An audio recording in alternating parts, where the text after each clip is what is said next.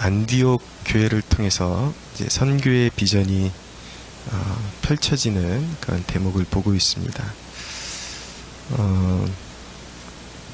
그런데 그 새로운 그들의 사역이 2절에 보니까 주를 섬겨 금식할 때에 하나님께서 그들에게 길을 여셨다라는 것을 보여주고 있습니다. 사역은 하나님께서 여셔야 하는 것입니다. 단순히 인간의 힘으로 인간의 생각으로 내가 하고 싶은 사역을 한다 그래서 열매 맺게 되는 것이 아니라 사역은 반드시 하나님이 길을 열어주셔야 반드시 열매를 맺게 되어 있습니다.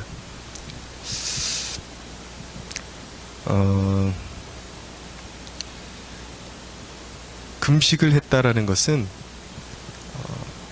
철저하게 내가 하고 싶은 것을 하나님께 요구했다라는 것이 아니라 금식의 참 의미는 하나님의 뜻을 구하는 데 있는 것입니다.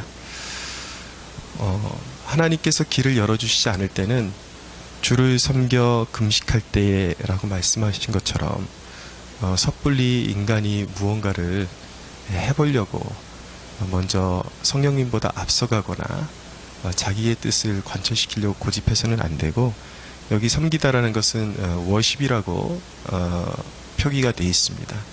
그러니까 금식한다라는 것은 하나님 앞에 온전히 복종하며 뜻을 구한다라는 그런 의미입니다.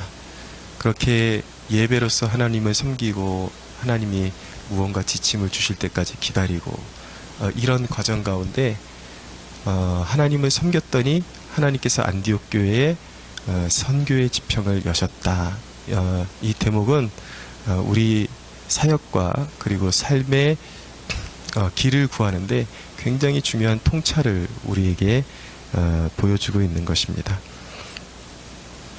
결국은 하나님을 기다리고 금식하며 예배하며 하나님을 기쁘시게 해드리고 섬길 때에, 그분의 뜻을 구할 때에 하나님께서 길을 여실 때 가야, 발걸음을 내딛어야 성공적이고, 또 여러 가지 어려움이 올 때에 넉넉히 이길 수 있는 그러한 힘도 하나님께서 부여해 주신다라는 것을 잊지 말아야 되는 것이죠. 특별히 오늘 그 어떤 삶의 그런 진로의 문제, 앞길이 보이지 않는 성도들이 있다면 주를 섬겨 금식하십시오. 그때에 하나님께서 여러분들에게 인생 가운데 삶의 지침을 보여주시고 길을 인도하실 것입니다. 그러나 성경의 그 대목들은 항상 우리의 어떤 가장 이상적인 본보기로 우리에게 주어져 있는 것이기 때문에 이것은 오늘날 우리 시대의 사람들에게 원리라고 말씀드릴 수가 있겠습니다. 그냥 하루 금식하고 하루 예배했더니 하나님이 길을 열어주신다, 이런 뜻은 아닐 것입니다. 물론 하나님께서 급박하게 오히려 주도적으로 그 사람에게 기도하게 하시고 어떤 뜻을 몰아가실 때도 있지만, 또 반대로 우리가 스스로 답답해하고 길을 구하지만 하루 이틀 금식해보고 3일씩 금식해보지만 길이 잘 보이지 않을 때가 있습니다.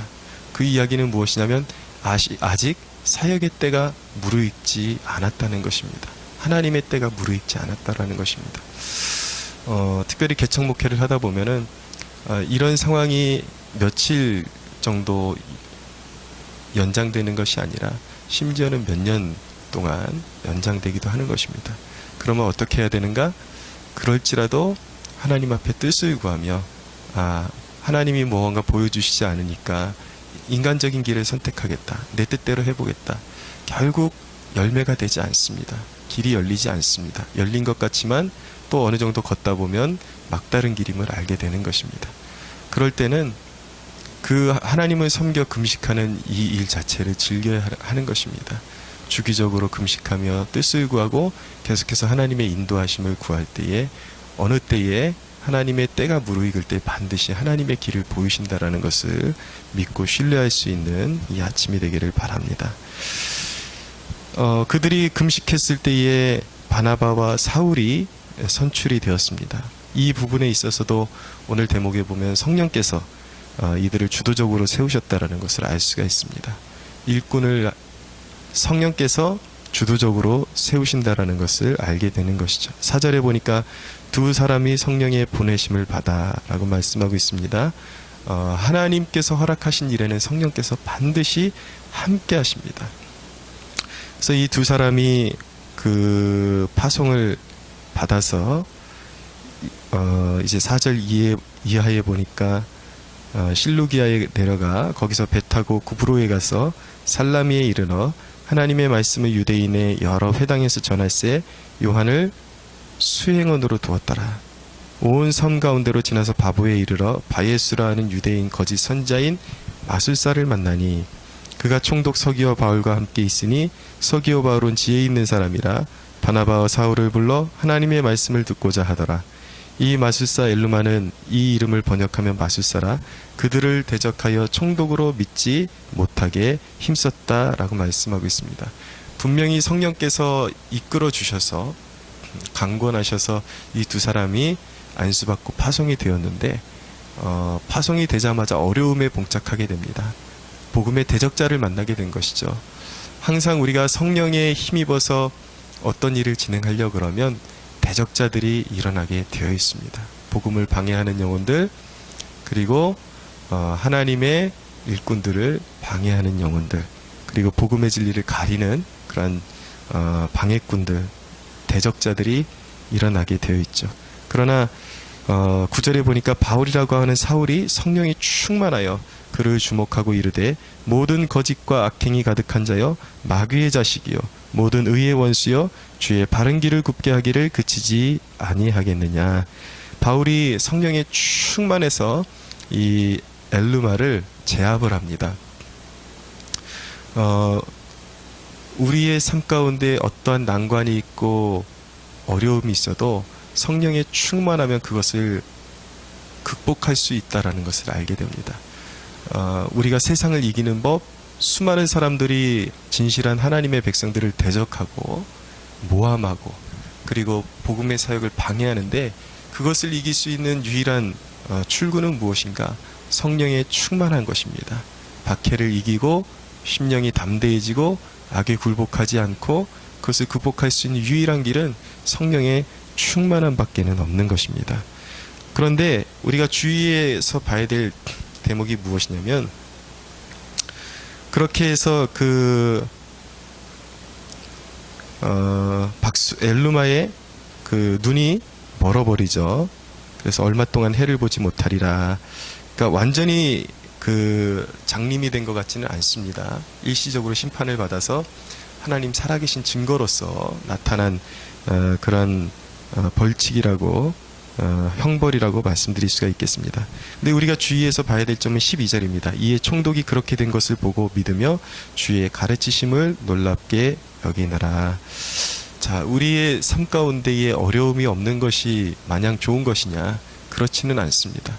성령께서 이끌어 주시는 길인데도 불구하고 어려움이 나타난다라는 것이죠. 대적자들이 나타난다라는 것입니다. 그럴 때 우리는 불평을 합니다. 아니 왜 성령께서 보내셔서 하나님이 허락하셔서 여기까지 왔는데 이렇게 번번이 길이 막히고 이렇게 복음을 대적하는 자들을 우리가 맞닥뜨려야 하는지 그런 어려움을 호소를 하게 됩니다.